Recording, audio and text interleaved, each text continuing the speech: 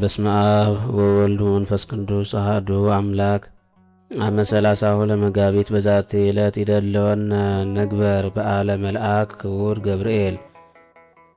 አንድ አምላክ በሚሆን በአብ በወልድ በመንፈስ ቅዱስ ስም መጋቢት 30 በዚህች ቀን ከእግዚአብሔር ዘንድ ስለተሰጠው ክብሩ ልዕልና ለከበረ መልአክ ለገብርኤል የወልደ እግዚአብሔርን ሰው የመሆኑን ዜና ለምትወልደው ለድንግል ማርያም እንዲያበስራት የተገባው ስለሆነ በዓሉን እንድናከብር ይገባናል። ስለዚህ በዚህች በከበረች ታላቅ ጸጋ በዚህ መልአክ እጅ እግዚአብሔር ይቅር ብሎናልና ፈጽሞ ልናከብረው ይገባናል። እርሱም ደግሞ ስለ ክርስቶስ መምጣትና ስለ ዓለም ድኅነት መገደሉን ለኢየሩሳሌምም መዳኛዋ መሆኑን ስለ ወገኖቹ ከምርኮ መመለስ ሲጸልይ ለዳንኤል የነገረው ሱባኤዎችንም የወሰነለትና በሱባኤዎቹ መጨረሻ ንጹሐን የሚነጹበት የክብር ባለቤት ክርስቶስ ይመጣል ይገድሉታልም፣ ለኢየሩሳሌምም መዳኛዋ ይሆናታል ያለው ይህ መልአክ ነው። ከዚህም በኋላም ለእስራኤል ልጆች የሚደረጉ መሥዋዕቶችና ቁርባኖች ይሻራሉ። የክብር ባለቤት ጌታችን ስለ ዓለሙ ሁሉ ድኅነት ለእመቤታችን ማርያም ከእርሷ መወለዱን ይነግራት ዘንድ የተገባው አድርጎታልና፣ ስለዚህ ሁል ጊዜ የበዓሉን መታሰቢያ ልናደርግ ይገባናል። ጌታ ከጠላታችን ሰይጣን እጅ ያድነን ዘንድ ስለ እኛ እንዲማልድ በበጎ ሥራው ሁሉ እንዲረዳን እንለምነው። ለእግዚአብሔር ምስጋና ይሁን። እኛንም በመልአኩ በቅዱስ ገብርኤል ምልጃ በረከት ይማረን ለዘላለሙ አሜን። ሰላም ለገብርኤል ዘተፈነወ እምልዑል እንዘ ዜና ወልዱ ይጸውር ሀበ ማርያም ድንግል ለዝንቱ ዜናዊ መልአከ ኃይል በዛቲ ዕለት ከመ ይትገበር በዓል መምህራን አዘዙ ወሰርኡ በቃል። ዳግመኛም በዚህች ዕለት ደግሞ ከእስራኤል ልጆች መሳፍንት አንዱ ሶምሶን መታሰቢያው ነው። የዚህም ጻድቅ የአባቱ ስም ማኑሄ ይባላል። ከነገደ ዳን ነው። እናቱም መካን ነበረች። የእግዚአብሔርም መልአክ ወደ እርሷ መጥቶ የወይን ጠጅ የማር ጠጅ ከመጠጣት ለመሥዋዕት የማይሆን ርኩስ የሆነውን ሁሉ ከመብላት እንድትጠነቀቅ አዘዛት። ያም ሕፃን ከእናቱ ማኅፀን ከተወለደ ጀምሮ ለእግዚአብሔር የተለየ ገንዘቡ ነውና በራሱ ላይ ምላጭ አይድረስበት። እርሱም እስራኤልን ከኢሎፍላውያን እጅ ሊያድናቸው ይጀምራል አላት። የእግዚአብሔር መልአክም ያላትን ለባሏ በነገረችው ጊዜ ያንን መልአክ ያሳየው ዘንድ እርሱም ወደ እግዚአብሔር ለመነ። ልመናውንም ሰማው። የእግዚአብሔርም መልአክ ተገልጦለት ለሚስትህ ያዘዝኳትን እንድትጠነቀቅ እዘዛት አለው። ከዚህም በኋላ ጸንሳ ይህንን ጻድቅ ሰው ወለደችው። እግዚአብሔርም ባረከው። የእግዚአብሔርም መንፈሰ ረድኤት አድሮበት ከኃይል ጋር ተወለደ። ሕፃኑም አድጎ ጎለመሰ። በአንዲት ዕለትም አንበሳ ሊበላው በእርሱ ላይ ተነሳ። የእግዚአብሔርም መንፈስ አደረበትና የፍየል ጠቦትን አንስተው እንዲጥሉ አንስቶ ጣለው። በእጁም ውስጥ እንደ ኢምንት ሆኖ ገደለው። ሁለተኛም ስለ ሚስቱ በተቆጣ ጊዜ ሶምሶን ሂዶ በሩጫ 300 ቀበሮዎችን ያዘ። ችቦ አምጥቶ በጅራታቸውም አሰረ። በሁለቱም ጅራቶቻቸው መካከል አንድ ችቦ አደረገ። በዚያም ችቦ እሳትን አቀጣጥሎ ወደ ኢሎፍላውያን አዝመራ ሰደዳቸው።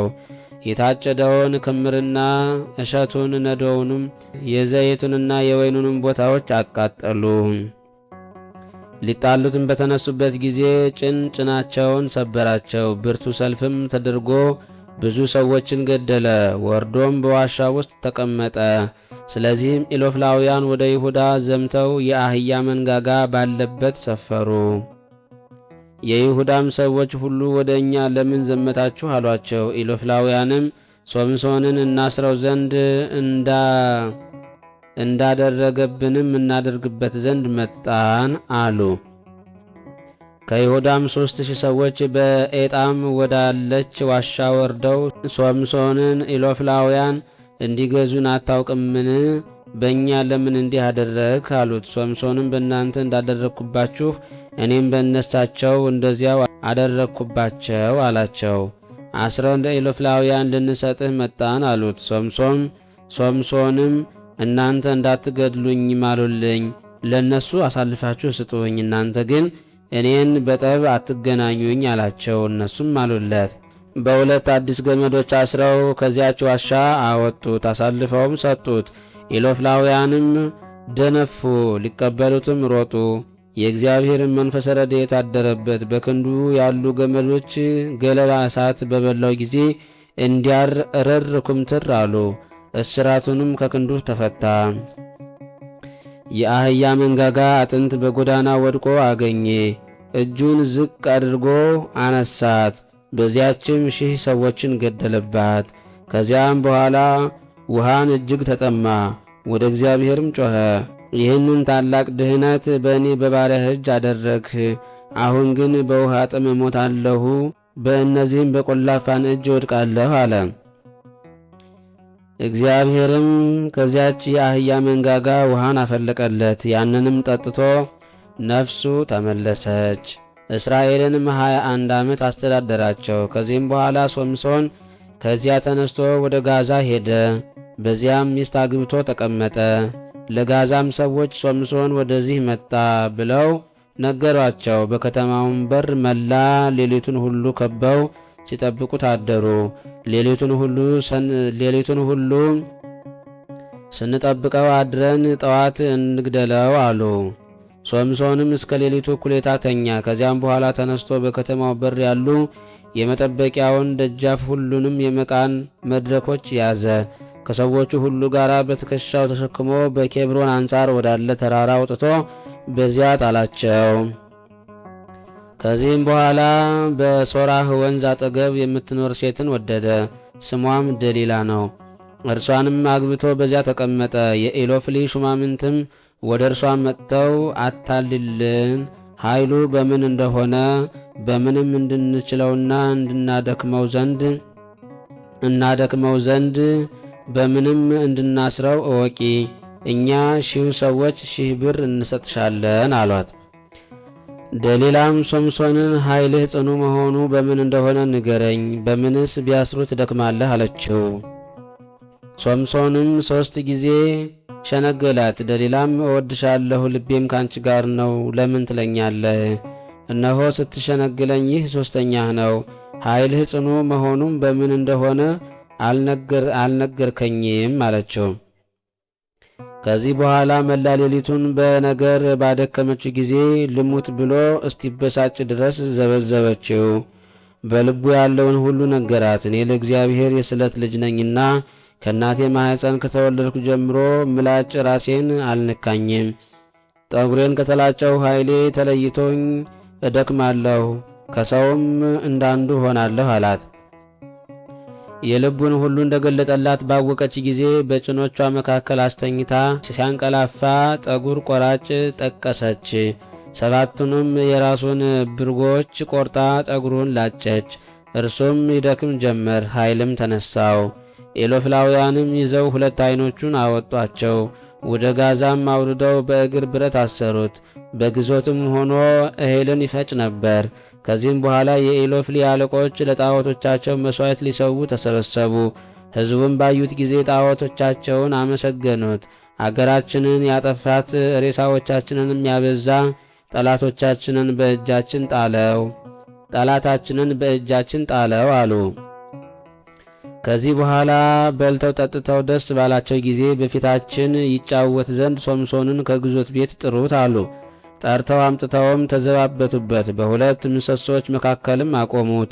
ሶምሶንም የሚመራውን ብላቴና አሳርፈኝ፣ ይህ ቤት የቆመባቸው ምሰሶዎችንም አስጨብጠኝ፣ ወደ እነሳቸውም አስጠጋኝ አለው። ያም የሚመራው ብላቴና እንዳለው አደረገለት። በዚያም ቤት ወንዶችም ሴቶችም መልተው ነበር። የኢሎፍሊ ሹማምንትም ሁሉ በዚያ በሰገነት ነበሩ። ሶምሶን ሲጫወት ያዩት ዘንድ የተሰባሰቡ ወንዶችም ሴቶችም 3000 ይሆኑ ነበር። ሶምሶንም ወደ እግዚአብሔር ጮኸ፣ አቤቱ አቤቱ አስበኝ፣ አንዲት ነገርንም አድምጠኝ። እንግዲህ ስለ 2 ዓይኖቼ ፈንታ ከኢሎፍላውያን አንዲት በቀልን ልመልስ አለ። ሶምሶንም ያ ቤት በላያቸው የተደገፈባቸው በመካከል ያሉ እነዚያን 2 ምሰሶዎች ያዛቸው። አንዲቱን በቀኙ አንዲቱንም በግራው ይዞ ገፋቸው። ሶምሶንም ሰውነቴ ከኢሎፍሊ ሰዎች ጋር ትሙት ብሎ በኃይሉ ነቀነቃቸው። ያም ቤት በውስጥ ባሉ በሕዝቡ ላይና በኢሎፍሊ ሽማምንትም ላይ ወደቀባቸው። የሞቱትም እንዲህ ሆኑ። ሶምሶን በሕይወቱ ሳለ ከገደላቸው ሲሞት የገደላቸውም በዙ። የአባቱ ወገኖች ሁሉና ወንድሞቹ ወርደው በድኑን አነሱ። ወስደውም በአባቱ በማኑሄ መቃብር ቀበሩት። የፈጣሪው ቸርነት ከእኛ ጋር ለዘላለሙ ትኑር አሜን።